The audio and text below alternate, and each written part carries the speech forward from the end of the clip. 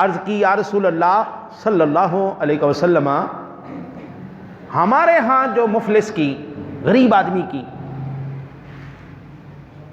تعریف ہے وہ یہ ہے کہ جس کے پاس پیسہ نہ ہو،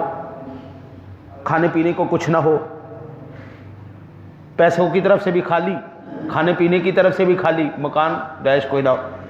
میرے آقا نبی اکرم صلی اللہ علیہ وسلم نے ارشاد فرمایا نہیں بھائی نہیں، وہ مفلس نہیں ہے،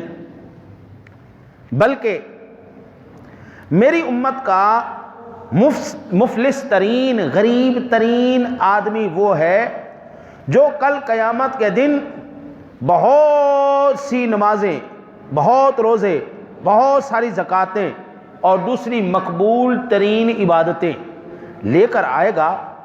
مگر اس کا حال یہ ہوگا کسی کو گالی دی ہوگی، اس کی وہ نیکیوں کے پہاڑ ہیں، جس کو گالیاں دی اب تھوڑی نیکیاں اس کو ملیں گی، کیونکہ وہاں پہ پیسہ پوسا تو چلنا کوئی نہیں، نیکیوں کے ذریعے لین دین ہوگا، تھوڑی نیکیاں جس کو گالی دی اس کو دینی پڑی، جس پر تہمت لگائی۔ یہ بہت خوفناک بات ہے، ایویں ہی ہم زبان کھول دیتے، او چھڈو یار وہ تو ہے ہی، ہمیں پھنس گئے۔ او بھائی تجھے زبان کھولنے کی کیا ضرورت ہے؟ او چھڈو یار وہ کر دئیے بھائی تجھے تصدیق کی اور ثبت کرنے کی کیا ضرورت ہے؟ چھوڑ اس بات کو، ایویں اپنے اوپر مصیبت لیا جا رہا ہے۔ کسی کے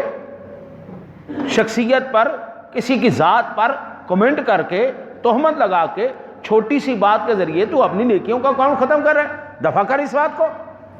آئندہ سے کسی کو نہیں کرنا، کسی میں کمنٹ نہیں کرنا، ورنہ نیکیوں والا اکاؤنٹ گیا۔